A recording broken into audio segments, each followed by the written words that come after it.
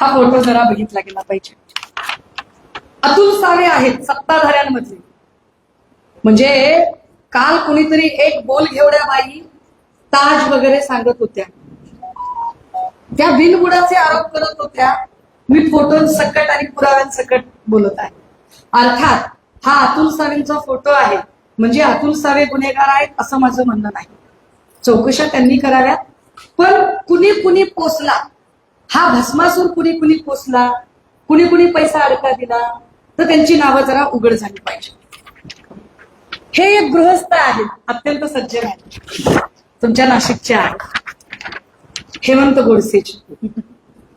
लोकसभेची उमेदवारी मिळावी वगैरे म्हणून खूप त्यांचे पूजा अर्चा सगळं आहे.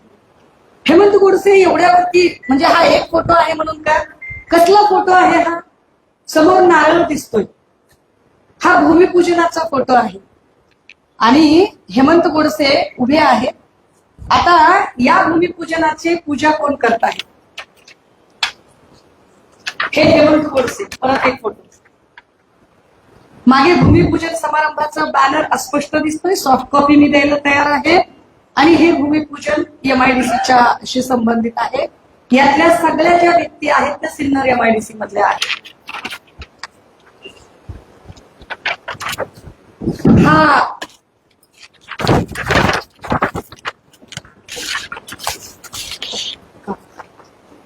हा तिसरा फोटो ईशान्येश्वरामधला. आता इथं उष्णोजल वगैरे आहे का नाही मला माहित नाही, पण हा तिसरा फोटो आहे. ज्या तळघरामध्ये हेमंत गोडसे आहेत, सगळ्या बोल घेवड्या जेवढ्या प्रवक्त्या आहेत, सगळे जेवढे बोल घेवडे आहेत त्यांनी याची उत्तर आता दिली पाहिजे. मी म्हटलं होतं कालच की मला संशोधन करायला लावू नका. मी अजून संशोधन करेल आणि अजून मुळात जाईल, कारण मी हे फक्त नाशिकचं संशोधन केलंय. अजून मला त्या बाईंचं संशोधन करणं बाकी आहे. हा ईशान्येश्वर मधला फोटो. एवढ्या फोटोवर थांबत नाही प्रकरण. भूमिपूजन चालू आहे MIDCतलं. पुजारी म्हणून खरात आहे, बाजूला गोडसे आहेत. एवढे सगळे फोटो तुम्ही दाखवा. असा एखादा फोटो ताजमध्ये बसल्याचा. आरोप करताना तुम्ही माझ्या नेत्यावर, माझ्या नेत्याबद्दलची गॅरंटी मी देते. हे काय आहे, यांना तुम्ही कसं डिपेंड करणार आहात, यांना तुम्ही कसं प्रोटेक्ट करणार आहात ते सांगा. यांना प्रोटेक्ट करण्याची गरज आहे. हा एक चौथा फोटो. हे सगळे लोक MIDCचे आहेत. याच्यामधली मधली माणसं जरा लक्षात ठेवा. यांच्याबद्दलचे इनपुट मी आता SITला दिले, माझ्याकडचे असणारे. चाकणकर दिसताय. काय म्हणाले या चाकणकर बाई? या असं म्हणाल्या की मला त्यांच्या व्यक्तिगत गोष्टींशी गरज नाही, मी सामाजिक उपक्रमांसाठी भेटत होते. ह्या जर सामाजिक उपक्रमांसाठी भेटत होत्या तर मला कळत नाहीये. स्टाफ सगळा MIDCचा आहे, सोबत आहेत केसरकर. केसरकरांची चौकशी व्हावी अशी मागणी आज मी SITकडे केली. केसरकरांची चौकशी व्हावी यासाठीचं पत्र मी दिले. मी का पत्र दिलंय त्याचं कारण मी सांगितलं पाहिजे. माणसं सगळी MIDCची आहेत. केसरकरांकडे खातं होतं शिक्षण खातं. शालेय शिक्षण खात्याचा माणूस MIDCच्या स्टाफ सोबत काय करतोय? शाळा बांधायची होती MIDC मध्ये, काय करायचं होतं नेमकं? बरं, MIDC आणि शालेय शिक्षण याच्याशी चाकणकरांचा काय संबंध आहे? चाकणकर काय करत होते इथे? बरं, चाकणकर या एका फोटोत दिसतात का? नाही. खजाना आहे आपल्याकडे, खजाना. काल एक वाक्य बोलून फसलाय तुम्ही. हे केसरकर. मागचा बॅनर बघा. मागचा बॅनर आहे सिन्नर तालुका औद्योगिक सहकारी वसाहत मर्यादित सिन्नर. MIDCचा बॅनर आहे. काय करतायत शालेय शिक्षण मंत्री इथे? कशासाठी आहे ते? आणि बाजूला चाकणकरांचा सत्कार का चाललाय?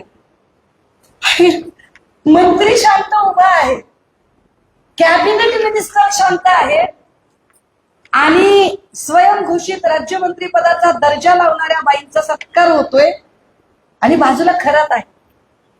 ये रिश्ता क्या कहलाता है? एकदा केसरकरच्या बोलघेवड्या प्रवक्त्यांनी मला सांगितलं पाहिजे. याची उत्तरच दिली पाहिजे त्यांनी आता की हे काय आहे नेमकं, हे कशासाठी चाललेलं असतं. बरं, हे कुठे कुठे आहे बघा. म्हणजे चाकणकर बाई म्हटलं की मला काहीच माहित नाही. कसलं प्लॅनिंग चाललंय हे काय प्लॅनिंग आहे की या प्लॅनिंग मध्ये चाकणकर बाई दिसतायत. एक माणूस समजावून सांगत आहे. कोण आहे हा माणूस? हा माणूस सिन्नर MIDC मधल्या स्टाईस असोसिएशनचा माणूस. तिथलं जे काय अधिकारी कर्मचाऱ्यांचं जे काही आहे संघटन, स्टाईसचा माणूस आहे. हा माणूस अनेक ठिकाणी दिसतो.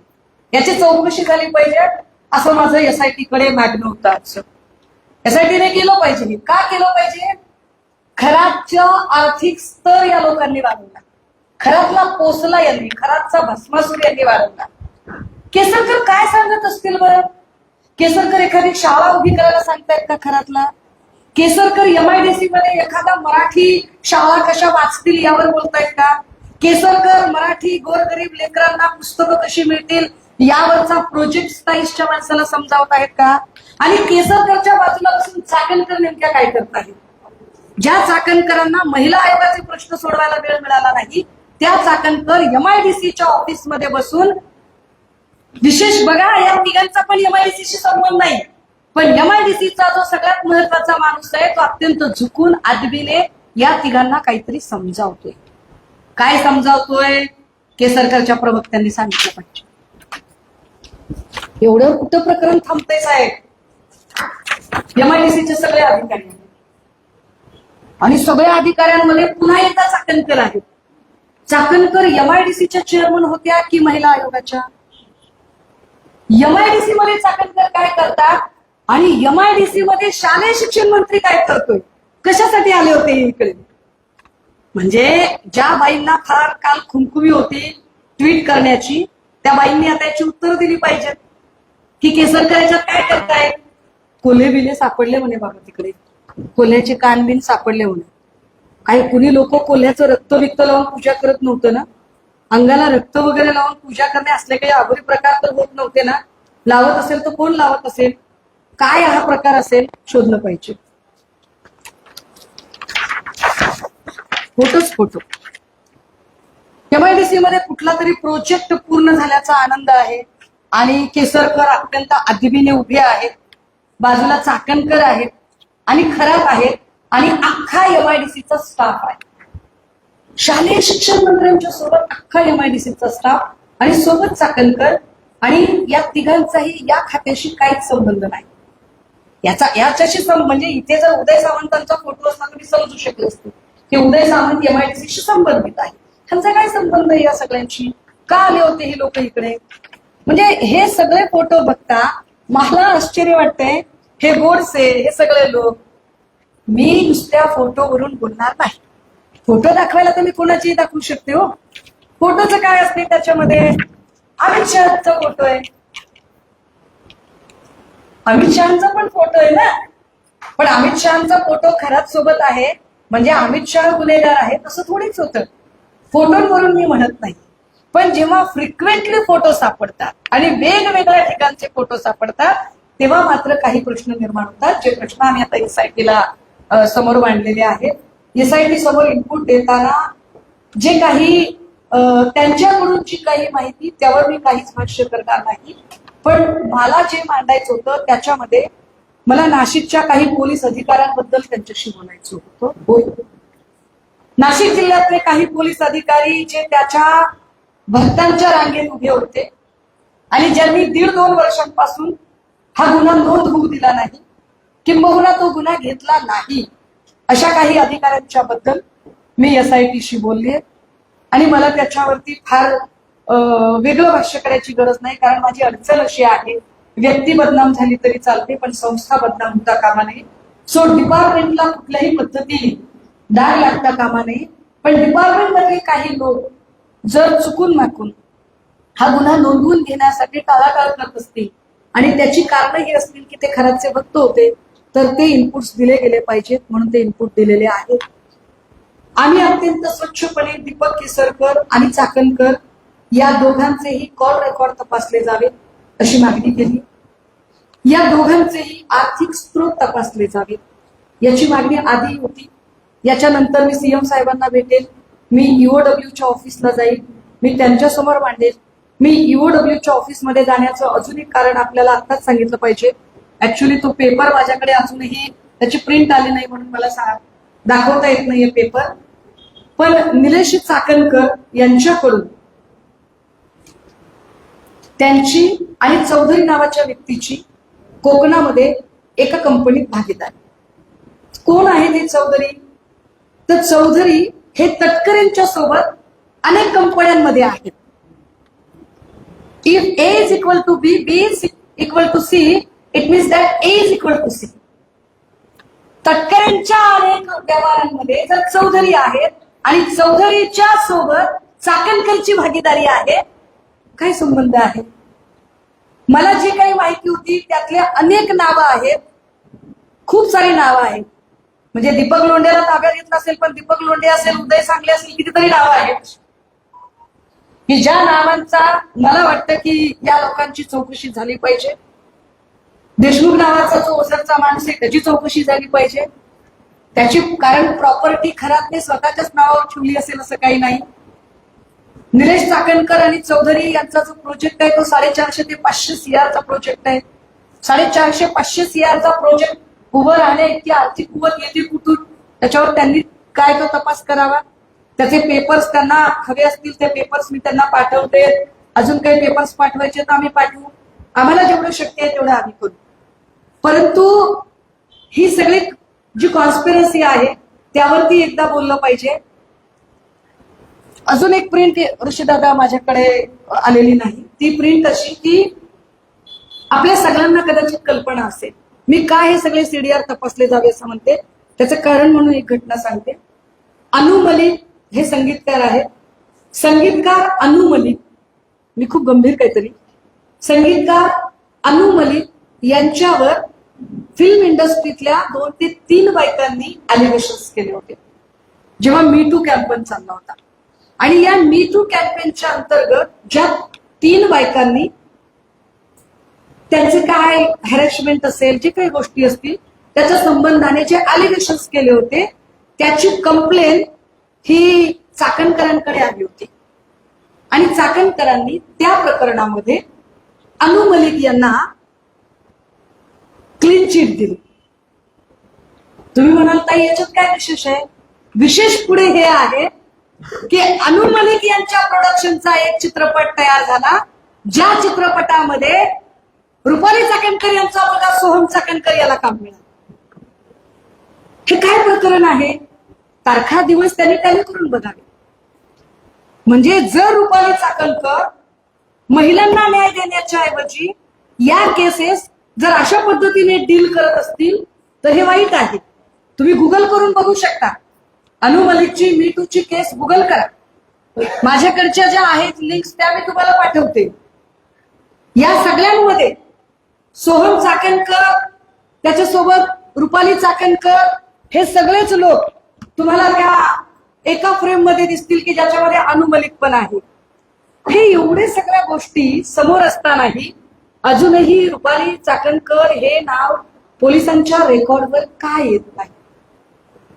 का येत नाही? की आम्ही इतक्या गोष्टी तुम्हाला सांगतोय तरीही अजूनही ते नाव रेकॉर्डवर येत नाही.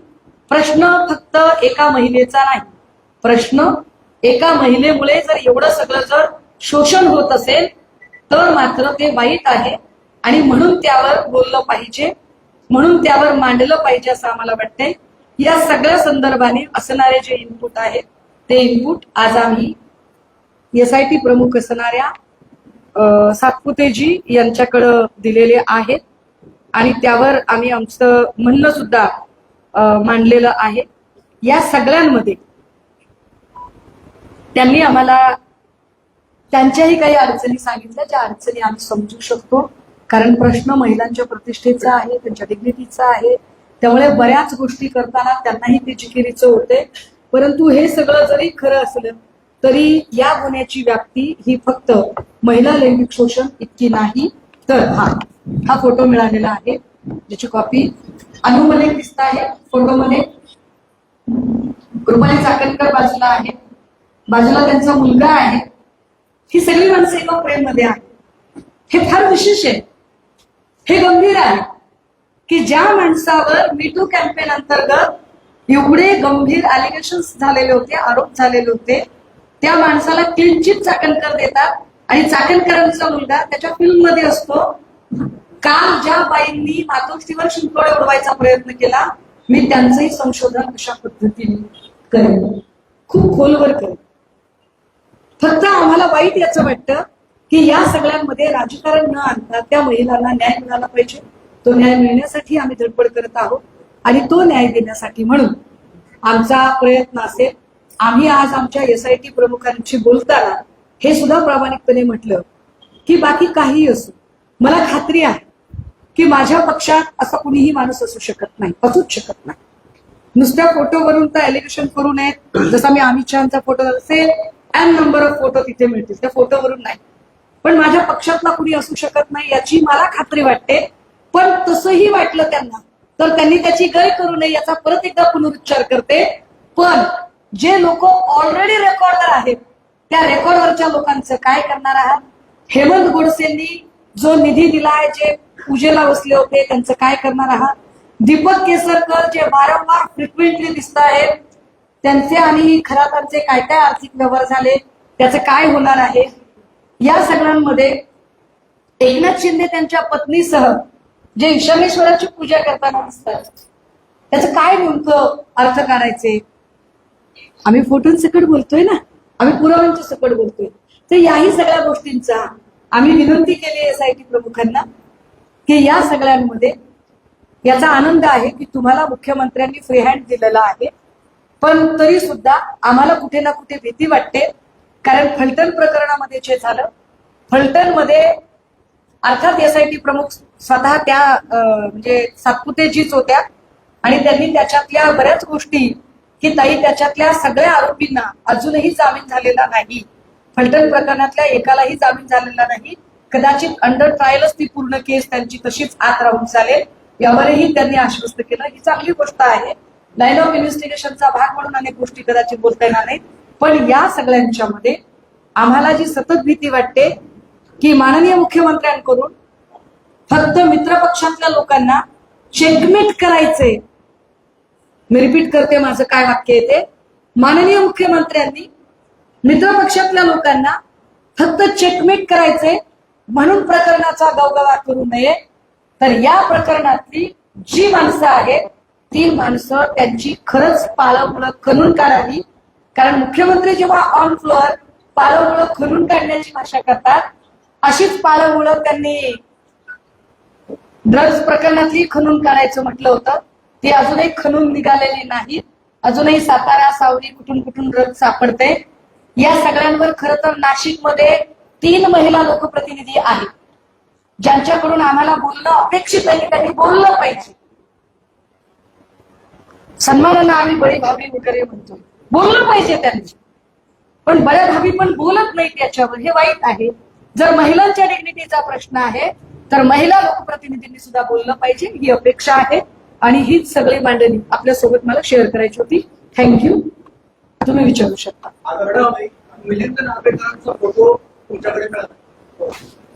अरे मी मगाशीच म्हटलं की मला फोटो जर दाखवायचे असतील ना, अमित शहाचा सुद्धा फोटो मिळाला. आता कसं करता?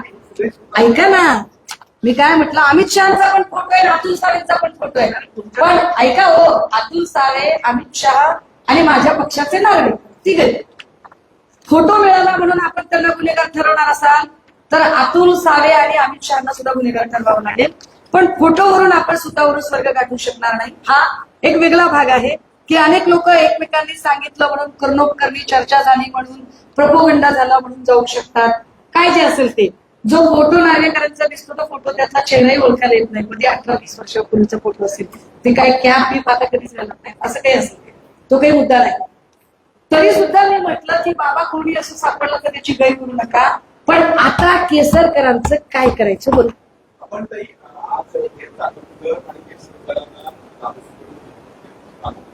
आपल्याला काय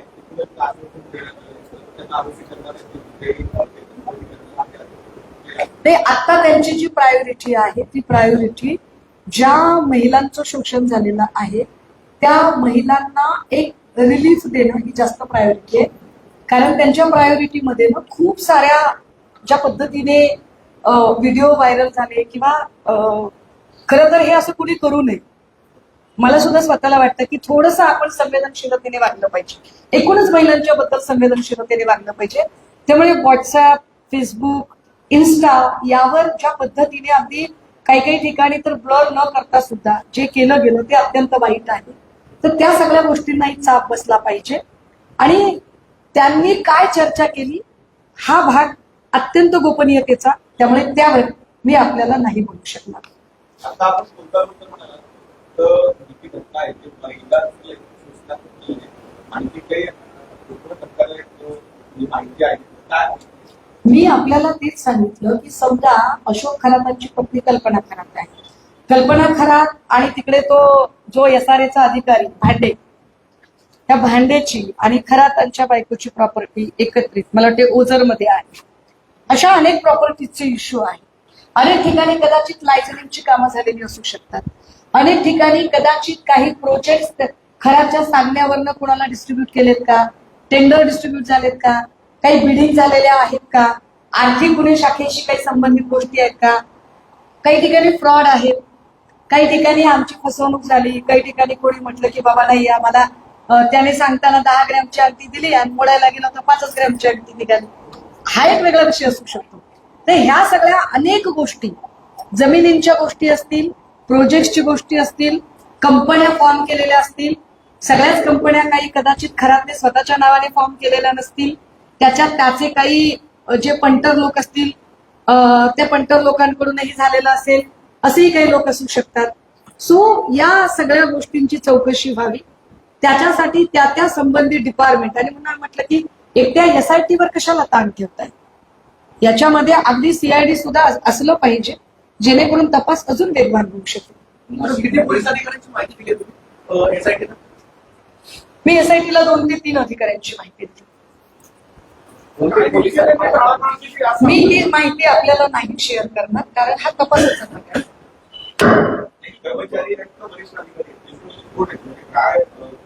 ज्या अर्थी एखादी FIR रोखण्याची हिंमत केली जाते त्या अर्थी निश्चितपणे कोणीतरी महत्वाचेच असू शकतात. असतील नसतील काय नाही, मी फोटो दाखवू सर. काय तुम्हाला म्हणायचं फोटो आले काय घडलं तेच मला म्हणायचंय. एका कपोलकल्पित गोष्टीवरून काल शाह सेनेचे लोक खूप जास्त बडबड करत होते. तर त्यांना आम्ही विथ प्रूफ काही प्रमाण दिलेले आहे की केसरकर हे अजिबात MIDCशी संबंधित नाही. मग केसरकर का गेले होते तिथे? चाकणकर अजिबात MIDCशी संबंधित नाहीत. मग चाकणकर का गेल्या होत्या तिकडे? खराब जातं दूर दूरपर्यंत संबंध नाही, पण त्यांच्या भोवताली सगळा MIDCचा स्टाफ आहे. हे कुठली कंपनी फॉर्म करायची होती का? कुठला प्रोजेक्ट होता का? कुठलं काही टेंडर बिडिंग आहे का? नेमका काय विषय आहे तो विषय त्यांनी शोधून काढावा. त्यांना दिलेत आम्ही ते फोटो, एक प्रत आम्ही दिली, SITला पण एक प्रत दिलेली आहे. आमचं उलट म्हणणं आहे की चाकणकर, केसरकर, खरात आणि संबंधीची काही नावं आहेत 2-4 ज्यांच्यावरती FIR वगैरे झाले आहेत, ह्या सगळ्या लोकांचे कॉल रेकॉर्ड तपासले गेले पाहिजे.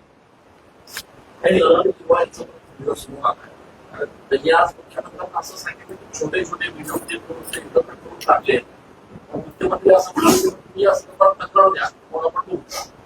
नाही, मला खरंच मला हे फार असं याच्यावर बोलायला पण अजिबात छान वाटत नाहीये दादा. कारण एखाद्याच्या काहीतरी खाजगी क्षण असतील, काही असेल त्याचं.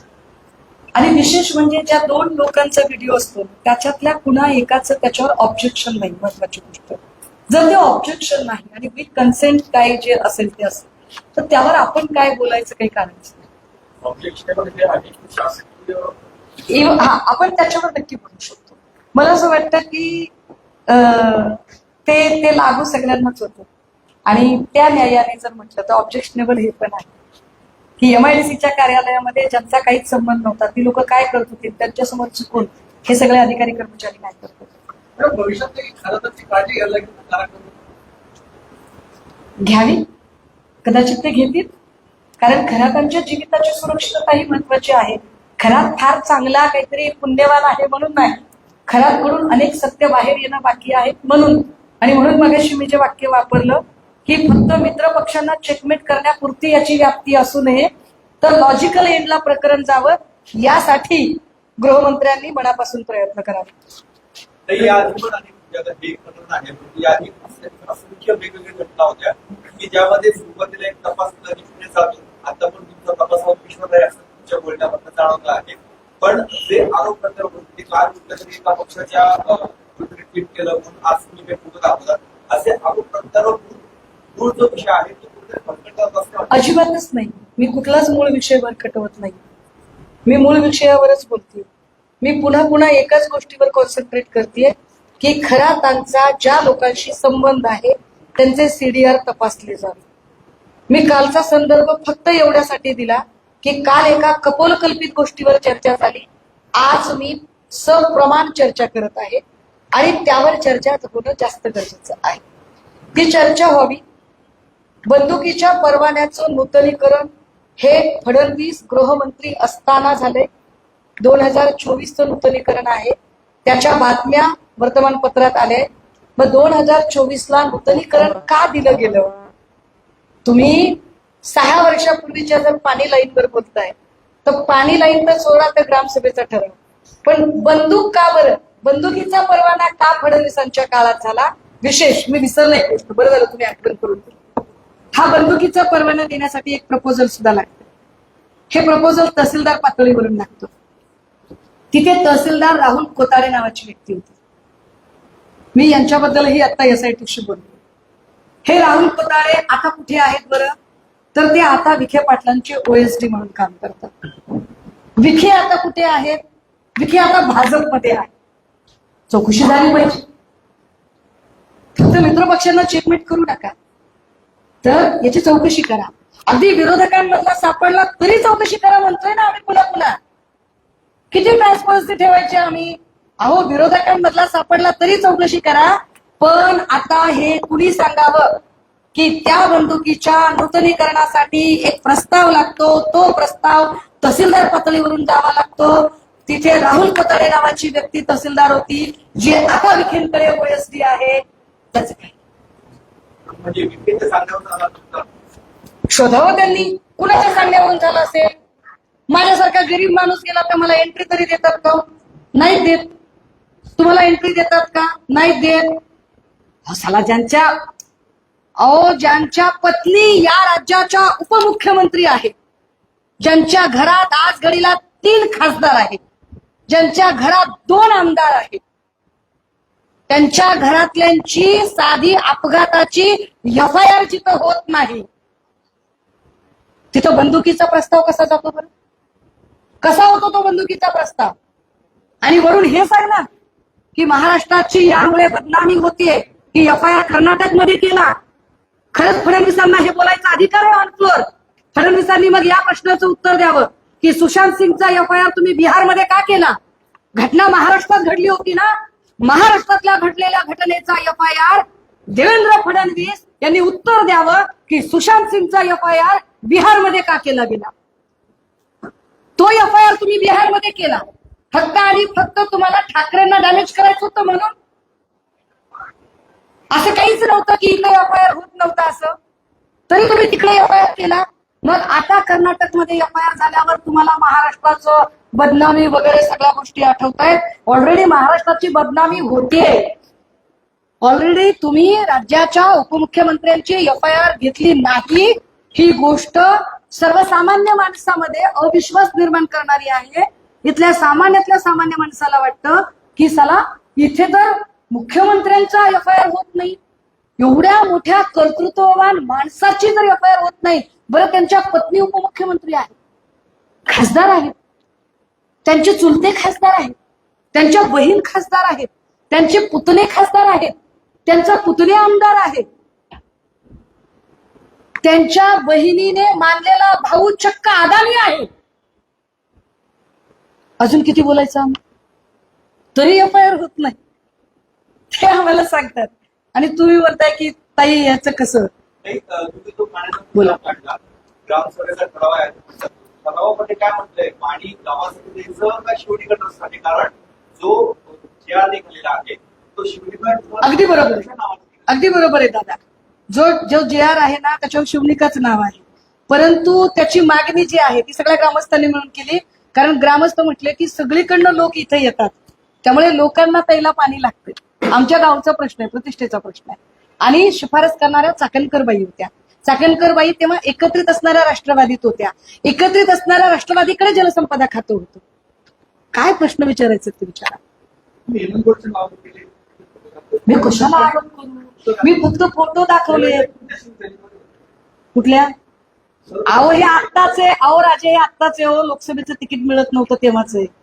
लोकसभेचं तिकीट मिळण्यासाठी जेव्हा गोडसे गाड्या भरू तिकडे गेले होते शक्ती प्रदर्शन करत, किती वाईट आहे गोष्ट ही की स्वतःच्या त्या काळातले, अहो त्या काळातले फोटो आहे, तपासून बघा, तपासून बघा ना.